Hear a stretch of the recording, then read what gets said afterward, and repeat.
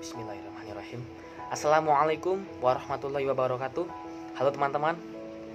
Pada kesempatan kali ini bersama saya Hendri Dayat akan berbagi dan membahas seputar prinsip-prinsip pertanian organik. Oh ya, di sini saya bukan bermaksud untuk mengajari ataupun menggurui pihak manapun.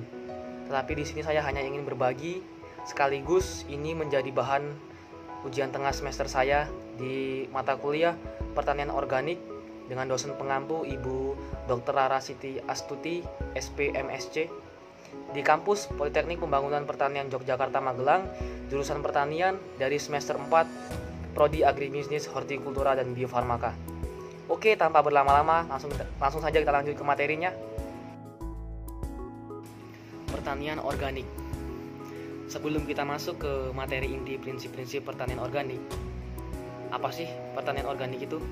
Jadi, pertanian organik itu adalah sistem pertanian yang bebas dari bahan-bahan kimia, atau lebih rincinya, sistem produksi pertanian yang mengandalkan bahan-bahan alami dan menghindari atau membatasi penggunaan bahan-bahan kimia sintetis seperti pupuk kimiawi atau pupuk buatan pabrik, kemudian pestisida, kemudian zat perangsang tumbuh atau obat-obatan pertanian lainnya, dan zat aditif pangan ternakan lainnya. Nah, kemudian apa sih keuntungan menggunakan sistem pertanian organik? Keuntungan yang pertama yaitu lebih ramah lingkungan. Mengapa demikian? Karena pada sistem pertanian organik menggunakan bahan-bahan alami seperti sisa pencernaan hewan yang bisa diolah menjadi kompos, pupuk kandang ataupun bokasi, dan sisa dari tumbuhan seperti tanaman kacang-kacangan yang bisa diolah menjadi pupuk hijau. Kemudian keuntungan yang kedua yaitu lebih ekonomis, karena harga beli pupuk organik seperti kompos, bokasi, dan pupuk kandang lebih relatif murah dibandingkan dengan pupuk kimiawi. Dan kita juga bisa memproduksinya sendiri dari hasil limbah pertanian maupun dari limbah peternakan dan limbah tanaman. Kemudian keuntungan yang terakhir yaitu harga dan permintaan tinggi, karena produk pertanian organik lebih sehat dan tidak mengandung zat racun dari pupuk ataupun pestisida kimiawi, serta harga jual dari pertanian organik ini lebih tinggi daripada produk pertanian konvensional. Nah, hal terpenting pada sistem pertanian organik yaitu penyediaan bahan organik dalam jangka panjang. Apabila tidak terpenuhi, maka bahan organik semakin menipis dan mempengaruhi pertumbuhan tanaman, sehingga terjadi kekhawatiran tentang penyediaan bahan organik dalam jangka panjang pada sistem pertanian organik. Nah, apa sih bahan organik itu sendiri? Jadi, bahan organik itu semua bahan kompleks dan dinamis yang berasal dari sisa tanaman dan hewan, baik yang masih hidup maupun yang mati, dan telah mengalami proses perombakan. Lalu, apa sih fungsi bahan organik itu sendiri? Jadi, fungsi bahan organik yang pertama yaitu meningkatkan kemampuan tanah dalam menahan air dan meningkatkan kemantapan agregat tanah. Yang kedua, meningkatkan agregasi tanah dan menurunkan berat isi tanah. Kemudian yang terakhir yaitu meningkatkan pori-pori tanah atau meningkatkan jumlah pori tanah, terutama pori-pori tanah yang berukuran kecil dan yang memiliki kemampuan menahan air. Penambahan bahan organik dapat meningkatkan kapasitas tukar cation atau KTK tanah. Tanah dengan kapasitas tukar cation yang tinggi sering dianggap lebih baik dalam hal kesuburan tanah, karena memiliki kemampuan yang tinggi dalam menyerap atau menahan unsur hara dalam bentuk cation. Bahan organik yang telah terdekomposisi dapat meningkatkan oksidasi anion asam organik. Pada poin fungsi bahan organik yang pertama, terdapat istilah agregat tanah. Lalu, apa itu agregat tanah? Jadi agregat tanah itu unit struktural tanah yang terdiri dari partikel-partikel bahan organik atau humus dan partikel-partikel tanah seperti debu, pasir, dan tanah liat yang ada di dalam tanah. Kemudian, partikel-partikel tersebut saling berikatan membentuk agregat yang lebih kuat daripada ikatan di antara agregat yang berdekatan. Agregat tanah ini berfungsi menstabilkan dan memelihara produktivitas tanah serta mencegah erosi maupun kerusakan tanah. Nah, berikut ini tipe-tipe agregat tanah. Untuk jenis tipe agregat tanah yang pertama yaitu granular. Agregat tipe ini umumnya memiliki diameter 2 mm sampai 1 cm berbentuk bulat simpul. Biasanya terdapat pada tanah yang memiliki kandungan organik tinggi dengan akar berlimpah, dan infiltrasi tanah pada tipe granul ini sangat besar. Kemudian untuk tipe yang kedua yaitu tipe crumb. Tanah ini sangat berasosiasi dengan agregat yang berbeda satu sama lain. Lalu kemudian tipe plate ya. Agregat ini berbentuk seperti lempengan piringan tipis horizontal. Biasanya terdapat dalam tanah bertipe padat atau tanah liat, dan jenis tanah ini lambat menyerap air. Kemudian yang keempat yaitu tipe prismatik. Prismatik ini tipe dengan kelompok biasanya memiliki atau muncul pada horizon B dengan tipe porositas menengah. Agregat ini berbentuk kolom vertikal, sama ya seperti kolumnar.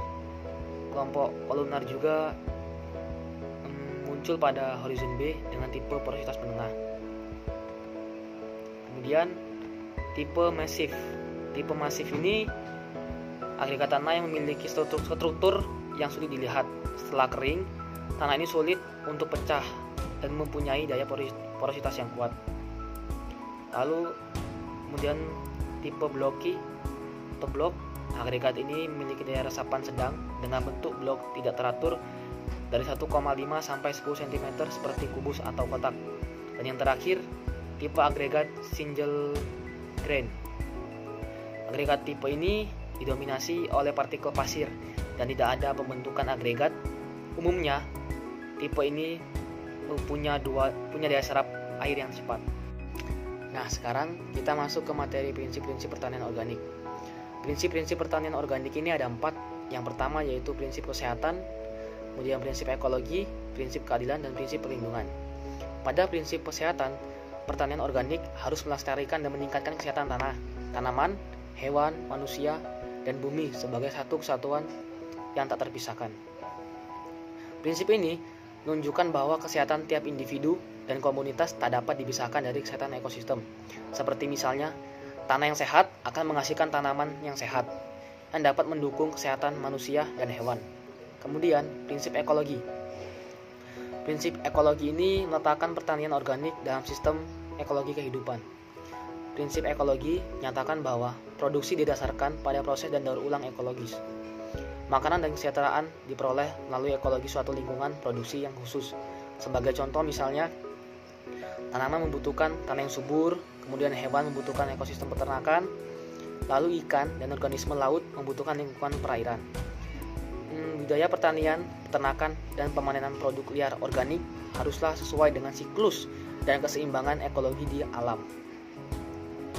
Prinsip yang ketiga yaitu prinsip keadilan. Pada prinsip ini, pertanian organik harus membangun hubungan yang mampu menjamin keadilan terkait dengan lingkungan dan kesempatan hidup bersama.